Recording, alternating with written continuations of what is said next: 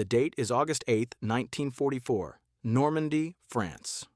In the early morning light, a group of 7 German Tiger I tanks rumbles northward toward the village of Saint-Aignan-de-Cramonil. Leading them is one of the most feared tank commanders in the entire Wehrmacht, SS Hauptsturmführer Michael Wittmann. With over 130 confirmed kills, Wittmann is a legend, the kind of tank ace who strikes terror into Allied crews. His Tiger I is a 57-ton monster with frontal armor up to 100 millimeters thick and an 88-millimeter gun that can punch through anything the Allies have at distances exceeding 1,000 meters. He's invincible, or so he thinks, hidden in a small orchard called Delle de la Roque. British tankers from a squadron, 1st Northamptonshire Yeomanry, watch the German advance through their periscopes. Most of them sit in standard M4 Shermans, reliable but hopelessly outgunned against Tigers. But tucked among them is something different. A Sherman that doesn't look quite right. Its barrel is noticeably longer, almost awkwardly so. Some crews have even tried to disguise it with counter-shading paint, making it look shorter from a distance. This is the Sherman Firefly, and it's about to change everything. At 12:40 in the afternoon, Sergeant Gordon's Firefly edges forward from the tree line. The gunner, a 21-year-old factory worker named Joe Ekins, peers through his sight. He's only fired the Firefly's main gun about 6 times in training, but he's known in the unit as a crack shot. Through his optics, he can see 3 Tigers advancing in the open, completely unaware of the British position. The troop commander gives the order, engage the rear tank first. Ekins lines up his shot. The range is roughly 800 yards. For a normal 75-millimeter Sherman, this would be suicide, a futile gesture against the Tiger's thick hide. But the Firefly isn't normal. Ekins squeezes the trigger. The 17-pounder gun roars, producing a massive muzzle flash and a backblast that feels like being slapped in the chest. For a moment, smoke obscures everything. Then it clears. The rear Tiger is billowing smoke. Seconds later, a massive explosion tears the 60-ton tank apart, hurling its turret high into the air where it flips over and crashes to the ground upside down. The Tiger's ammunition has cooked off. Wittmann's tank. The invincible Panzer ace is dead, killed in an instant by a gun he never saw coming.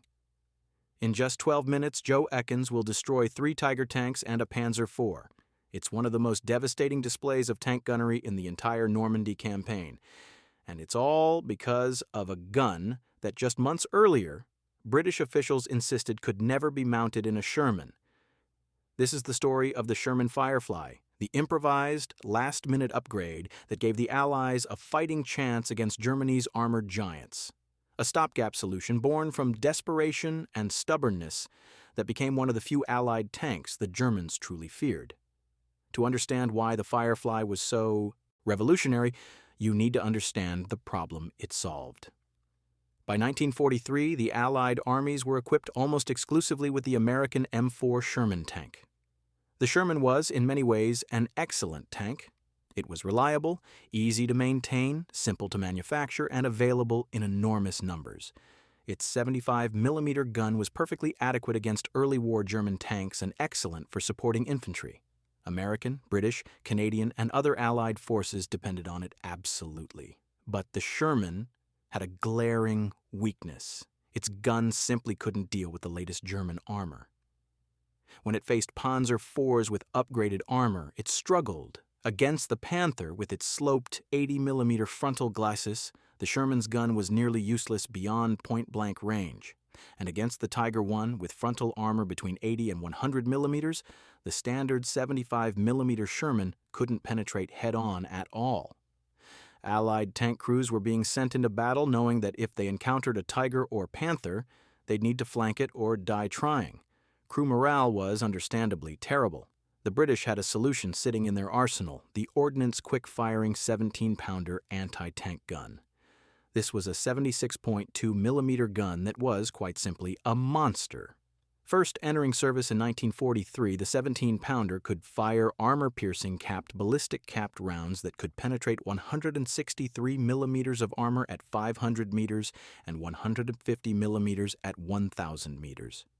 Against a Tiger I, whose frontal armor maxed out at 100 millimeters, the 17-pounder could punch through from nearly 2,000 yards away. Later, When armor-piercing, discarding sabot rounds became available in mid-1944, the 17-pounder could penetrate an astounding 256 millimeters of armor at 500 meters. That's enough to theoretically defeat even the King Tiger II, the heaviest tank Germany produced, which wouldn't enter service until July 1944. The 17-pounder was, hands down, the most powerful tank gun in the Allied arsenal until the American 90mm gun appeared in the M26 Pershing in early 1945. There was just one problem. The 17-pounder was enormous. The gun had a recoil length of 40 inches over 1 meter, far too long for most British tank turrets. British tank designers had planned for this. They were developing the Cruiser Mark 8 Challenger, a lengthened Cromwell hull with a bigger turret specifically designed to house the 17-pounder.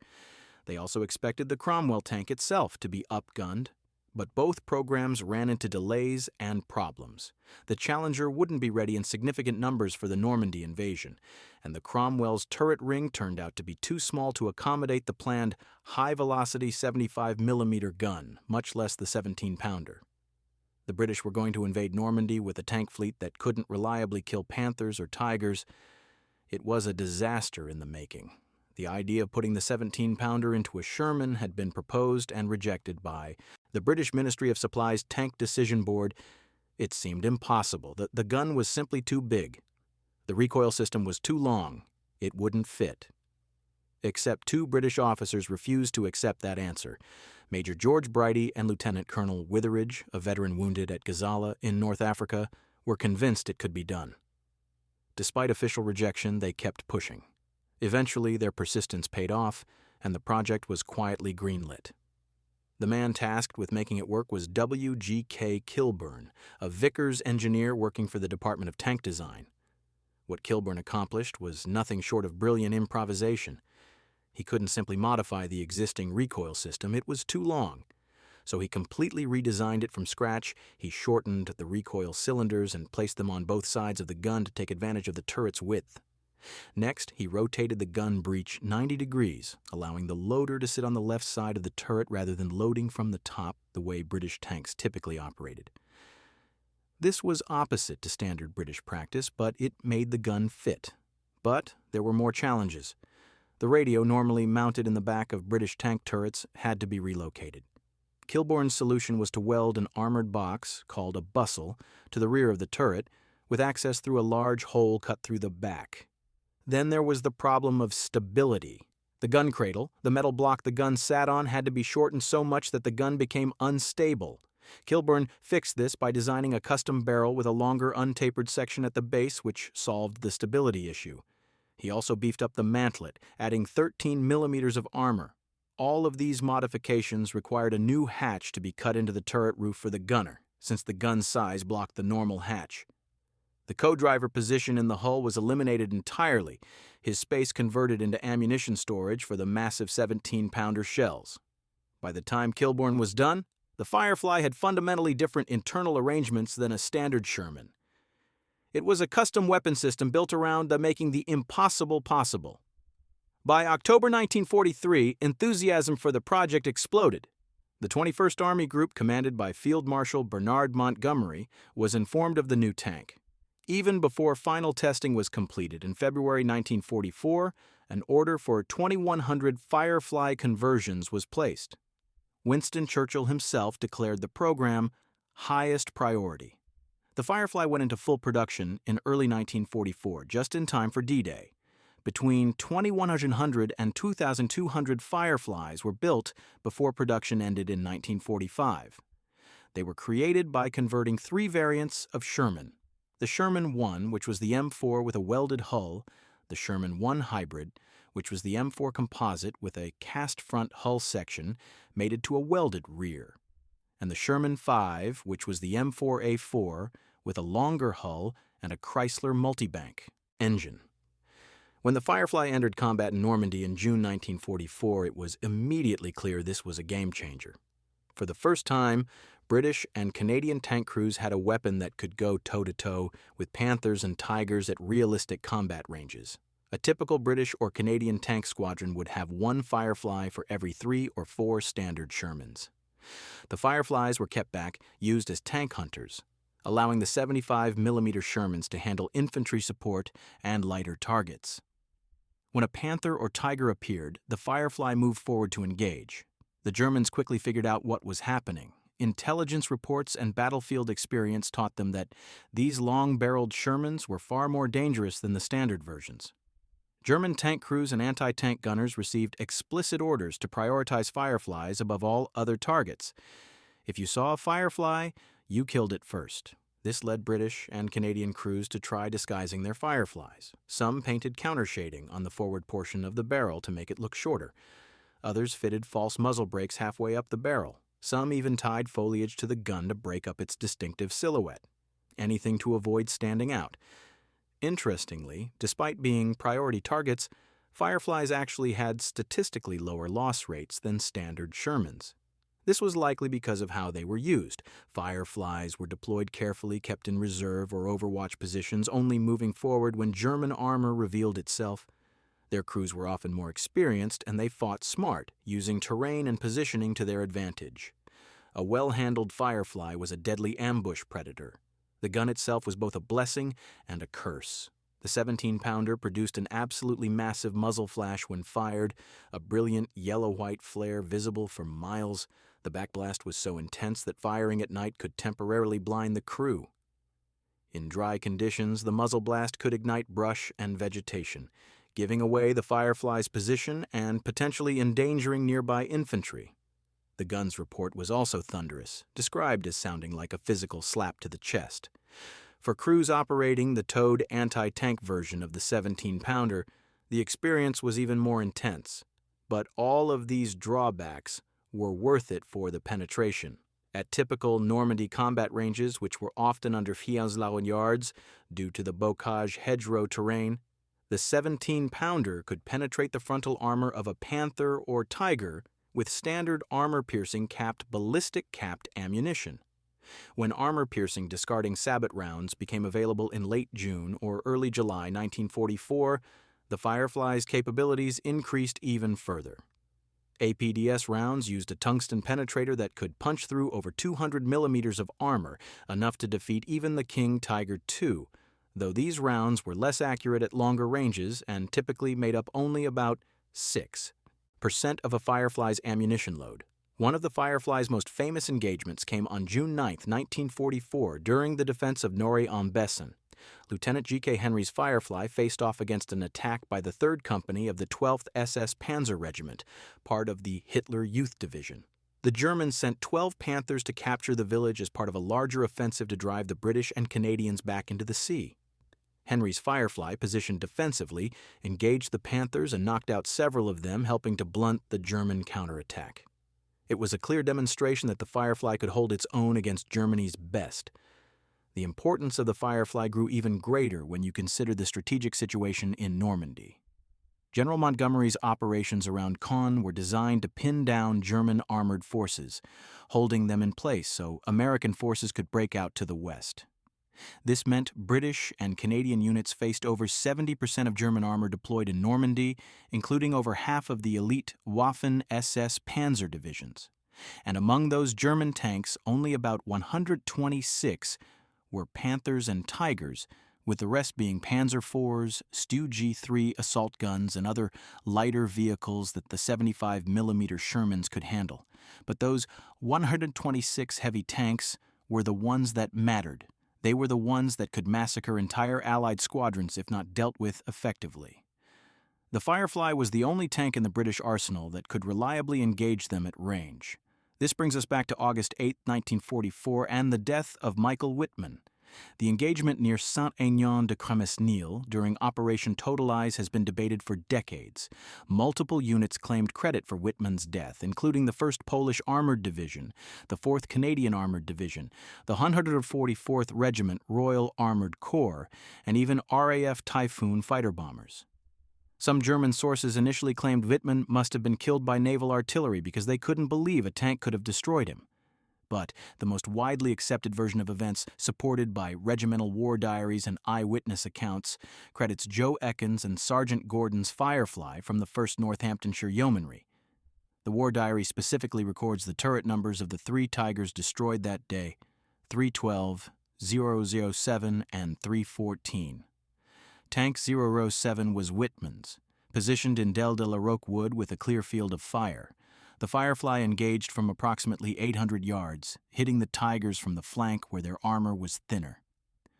The first hit on Wittmann's tank likely struck the ammunition stowage or fuel tanks, causing the catastrophic explosion that killed Wittmann and his entire crew instantly. Some historians, including Brian Reed, have suggested that a Sherman Firefly from a squadron of the Sherbrooke Fusiliers Regiment, part of the 2nd Canadian Armored Brigade, might have been responsible instead. This unit was positioned at a chateau in Gomesnil, closer to the German line of advance, and had knocked firing holes in the chateau walls.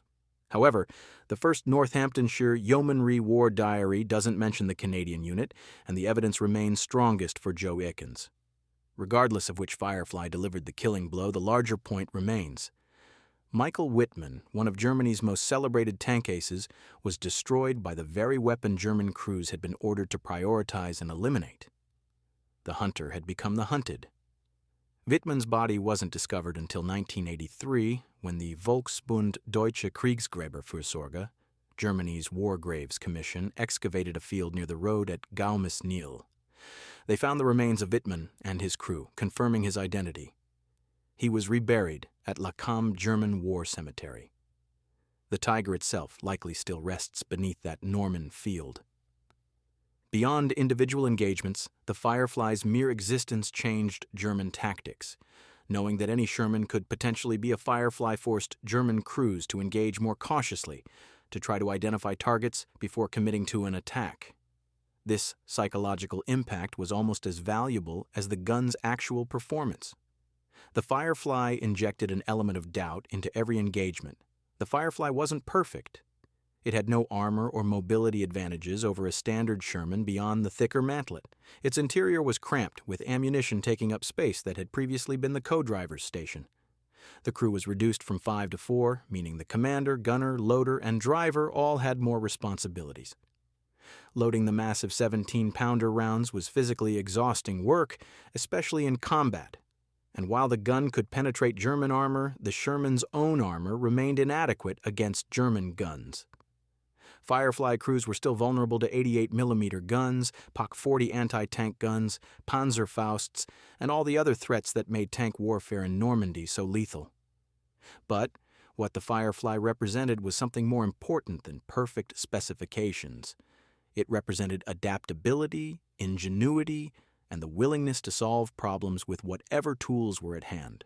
The British didn't have time to wait for perfect new tank designs. They didn't have the luxury of holding off the invasion until the Challenger or Centurion were ready. They had M4 Shermans, they had the 17-pounder gun, and they had engineers stubborn enough to make it work, and it did work, spectacularly. The Sherman Firefly served throughout the Northwest Europe campaign, from Normandy through the liberation of Belgium and the Netherlands, across the Rhine, and into Germany itself. It fought in Operation Market Garden in September 1944, where its firepower was critical in the failed attempt to secure bridges at Arnhem. It participated in the Battle of the Bulge in December 1944, helping to blunt the German offensive. It was there for the crossing of the Rhine and the final push into the heart of Nazi Germany in 1945.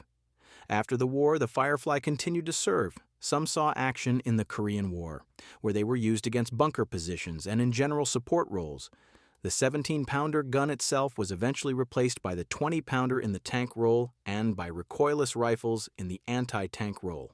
But the lessons learned from the Firefly program about rapid adaptation and the value of upgunning existing platforms influenced tank development for decades.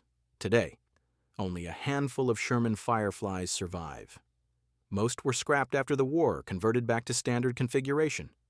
But several are preserved in museums, including examples at the Bovington Tank Museum in the United Kingdom, the Canadian War Museum in Ottawa, and several other locations. These survivors stand as testament to what can be accomplished when necessity drives innovation. The Sherman Firefly's legacy is complex. It was never intended to be a permanent solution. It was a stopgap, a bridge design meant to hold the line until proper British tanks could be fielded. But in the end, the stopgap turned out to be exactly what was needed. It gave Allied crews the confidence to engage German armor. It proved that you didn't need to out-armor or out-build the enemy. You just needed to outthink them. The Firefly took a reliable but undergunned American design and transformed it into a tank killer that could hold its own against anything Germany fielded. In the brutal mathematics of tank warfare, the Firefly changed the equation. German crews who had grown accustomed to dominating the battlefield suddenly found themselves vulnerable, even in their mighty Tigers and Panthers. The long barrel of the Firefly, the one feature that couldn't be disguised no matter how much counter-shading paint you applied, became a symbol of Allied firepower and German vulnerability. Michael Wittmann died because he underestimated his enemy. He charged forward without proper reconnaissance, assuming his Tigers would crush any opposition. He never saw the Firefly hidden in the orchard. He never knew what hit him, and in that sense, the Firefly's greatest triumph wasn't just its gun, it was the message it sent. The message that the Allies could adapt, could innovate, could turn a defensive weapon into an offensive threat. The message that German armor supremacy was over. The Sherman Firefly was proof that sometimes the best weapon isn't the one with the most advanced technology or the heaviest armor. Sometimes it's the one that's good enough, deployed in time in sufficient numbers, crewed by men brave enough to take the fight to the enemy. And for the tankers of Britain, Canada, Poland, and other Allied nations who climbed into those cramped turrets and faced down Panthers and Tigers, the Firefly was more than good enough. It was a lifeline. It was hope. And for the Germans on the receiving end of that 17-pounder gun, it was terror. Thank you for watching until the end. You can click in these other videos if you like this one. Don't forget to like and subscribe and click the bell icon to be notified when we upload a new video. Have a good day.